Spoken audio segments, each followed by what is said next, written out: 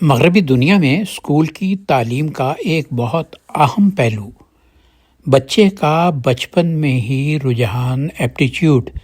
معلوم کر لینا ہے، پھر اس طرح اگلی کلاسز میں اور یہاں تک کہ جب وہ اعلیٰ تعلیم پہ پہنچ جائے اس کے اس رجحان کے مطابق اس کی تعلیم کو جاری رکھنا ہوتا ہے، چاہے موسیقی ہو، چاہے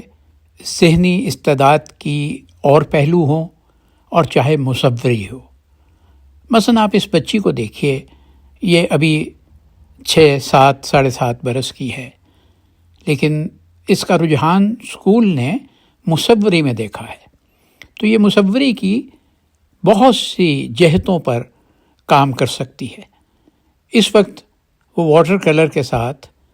ایک پینٹنگ بنا رہی ہے، جہاں تک میں جانتا ہوں